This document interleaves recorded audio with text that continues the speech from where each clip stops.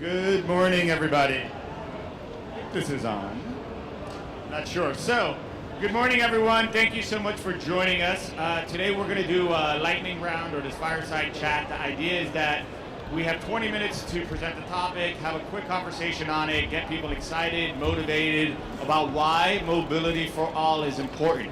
Not only to government, but also to the corporates that are here, to the entrepreneurs that are here. There are so many different stakeholders that are part of this equation, and we want to make sure that people are aware that as we move forward with technology, we have a way of being able to ensure that technology is addressing the needs of everybody within our community.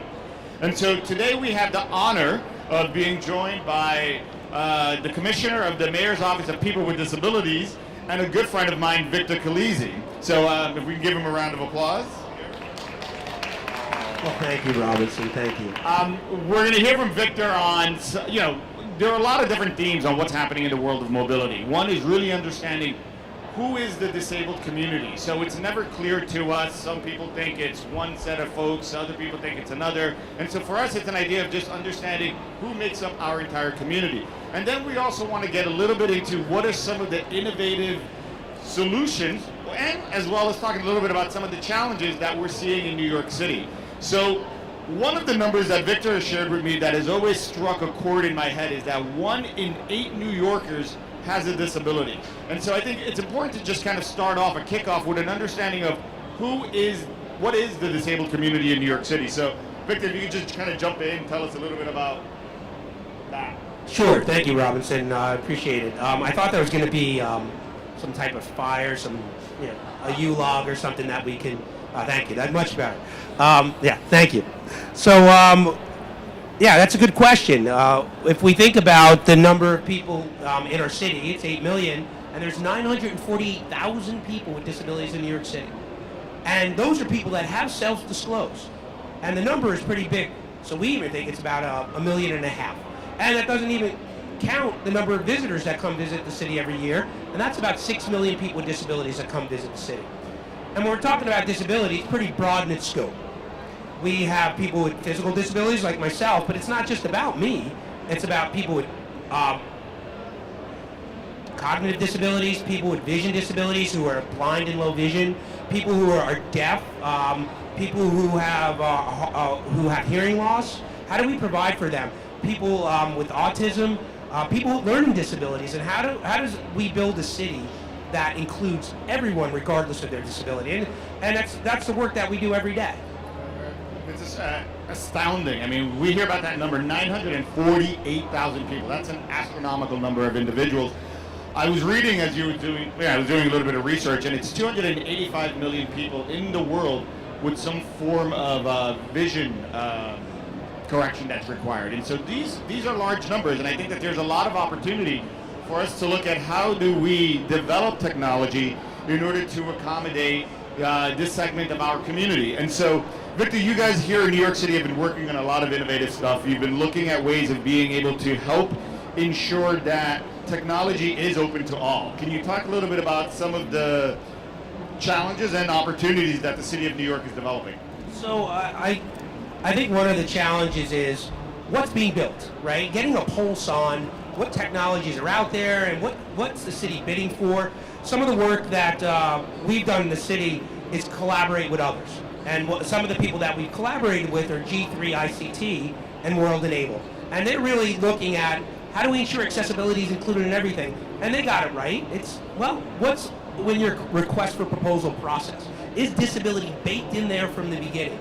And if it is, you're guaranteed to have accessibility there from the get-go and not have to go back. So really looking at that RFP process and including disability in the beginning.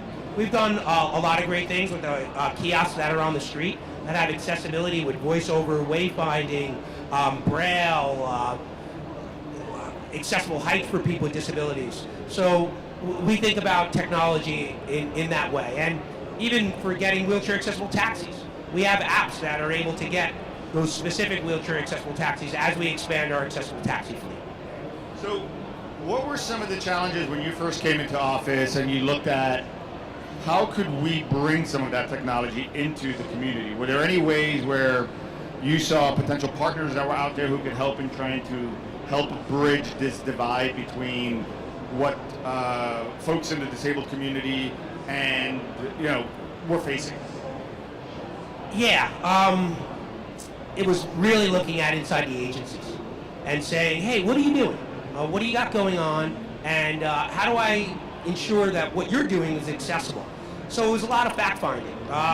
If we're looking at taxis, again, with the apps, looking at Department of Information Communication, Telecommunications Technology. Well, what's going on with your website design? Are we building that stuff in there? So we're really trying to understand what people were doing. And then sometimes we found out things after the fact. And actually going back to change that is really, really tough.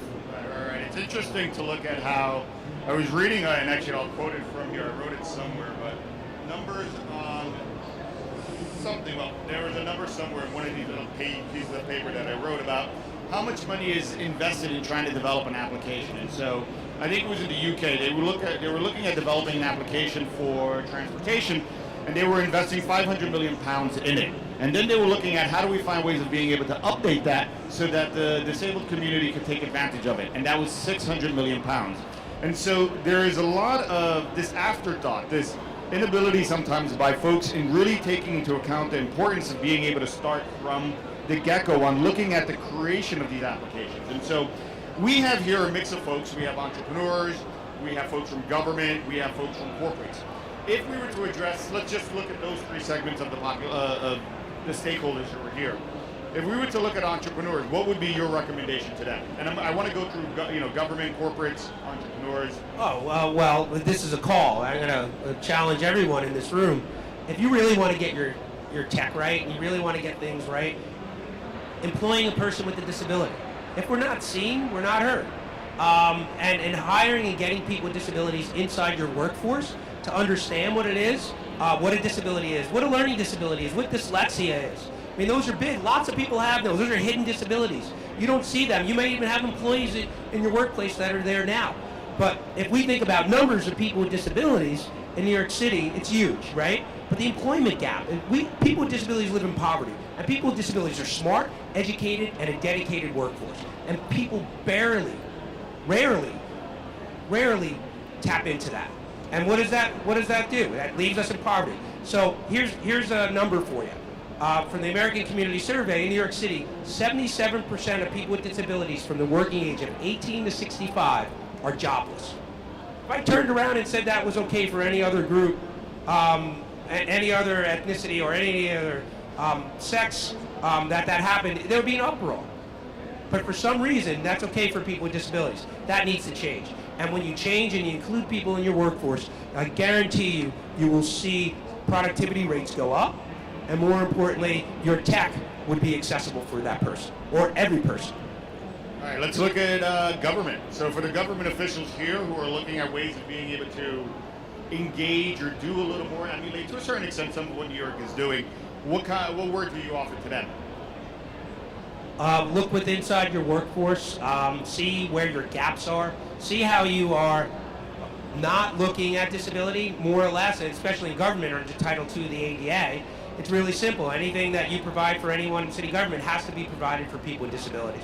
So do some type of transition plan, figure out where your holes are, and where you need to plug those gaps. And there's plenty. I know, I work in government, and realize where the holes are. And what we've done is add disability service facilitators in agencies that are actually identifying where those holes are and how they can fill them. All right, let's look at the last segment, corporates. So corporates out there control a lot. Is there an opportunity of being able to help influence a lot of what they're doing when they introduce some of this technology, some of these products? Even their way of being able to engage with government, their ability of being able to help influence or encourage entrepreneurs to develop products and services that are complementary to what they're offering. Sure, that's really interesting, right? And what corporations want is they want to make money, right? Well, there's billions of people with disabilities in the world, and that's an untapped resource. So what I just recently saw was Microsoft. I was quite impressed with what they did. $25 million investment in AI for people with disabilities, specifically. I mean, that's a game changer. What is that AI going to do? All that all that intelligence that's going to be out there. It's going to all that machine learning that are going to learn people with disabilities, learn about people with disabilities, find out what they can do to improve their work productivity in the workplace. So A, there's money to be made in this, and B, it's just part of what you should do. Right. No, totally agree. So let's go a little deeper into, again, the transportation and mobility sectors.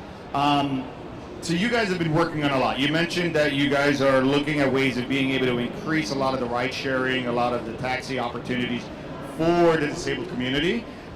There's also a lot of work that you guys have been doing with the Department of Transportation, looking at just making it easier for people who have disabilities and being able to navigate the congested streets of New York. Can you talk a little bit about what that development, what that effort looks like? Well, in the city of New York, we have something called accessible pedestrian signals. And as if you're walking around the city, you may hear them. And they beep and they chatter and they notify a person that when you cannot cross the street, so you have safe passage for people with visual disabilities. So if I look at that technology and how much it actually costs for an intersection, it's thousands and thousands of dollars. I believe tech can figure out a quicker way to be able to change that. And what we've done is that the City of New York with the City of Barcelona had a call for innovation to really look at that and find a quicker and easier way to use technology to help bridge that gap. Right now we're in the middle of picking those winners, and hopefully we'll have that soon for a pilot program that we will have on the 23rd Street corridor where a lot of people with visual disabilities live. So that's really new and exciting, and really thinking about how do we encourage people to think about disability. What about mass transit? So there's a lot of conversation on where mass transit really isn't meeting the needs of everyone. There are issues with the ADA, there are issues with cost, and so how do we find ways? And I know we have the challenges here in New York. The MTA isn't controlled by the City of New York. It's a state/city agency or authority, really. How do we find ways of being able to encourage public transportation authorities to embrace accessibility-friendly opportunities? Well, I mean, I think everything comes down to cost and how do we actually pay for those things. We have to really think strategically about the way that we build in our city. And anyone that's building over a subway station or next to an elevated train, how do we infuse dollars in there?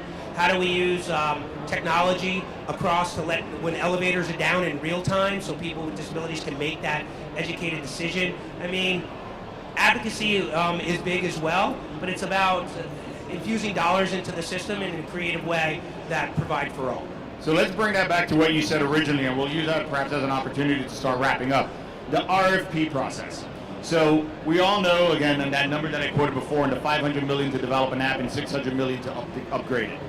The RFP process sucks everywhere in government. Having worked in government myself before, any company who's trying to make inroads is going to face the challenge of dealing with bureaucracy. And so you mentioned being able to influence that RFP process from the beginning. And so have you seen change already materialize, or is this more of a vision of where we're taking the challenges or the opportunities of working with tech? A little bit of both, right? Well, there's a lot of people that don't understand what technology is and what accessible technology is. That it needs to be cognitive and people with visual disabilities and all of that. So that's number one. Number two is looking, who's going to actually look at RFP to claim for accessibility. So what generally happens in an RFP right now is it says, must follow all ADA codes and standards, and that's it. We need to dive deeper into that. What is the technology? What's the website? So for instance, if we look at website, it needs to have screen reader technology. That needs to be spelled out, what exactly those steps are. So it's really intricate steps for accessibility or intricate applications that need to be applied. So it really needs to be someone with a disability or someone that's knowledgeable in ADA codes and standards needs to be there to spell that out specifically. So it makes it easier for not only the city, but for the developer to understand what those needs and wants and concerns are. Excellent. So you guys all have your mission now. You know what you need to do in order to really try to embrace a sector of the population that sometimes, as you know, as we heard the numbers from Victor, the population has been impacted, to a certain extent on not being able to access the workforce as productively as we all should. And so to wrap this up, if you had a couple of words to share with everyone here, we have the influence makers here from around the world in smart city technology. what words of advice can you give them as we march forward and say, all right, we're going to change the word we're going to make the world a better place, and it really will be mobility for all, tech for all, and focusing on that all piece. What are some of the words we can walk away with? So when we're thinking about diversity, it's in the minds of everyone these days. And when we think about it, we think about what? We think about ethnicity, we think about sex, LGBTQ, and all of that is important because it drives diversity. But everybody forgets that the D in diversity stands for disability. And we need to lead that conversation. And if you leave us out, you will not have a good product. If you want to make money, you want to include everybody with disability, lead with that D in disability, and then you'll really have diversity. Thank you, Victor. Thank you, everyone, for participating. Thank you. And higher, and build accessibility. Excellent.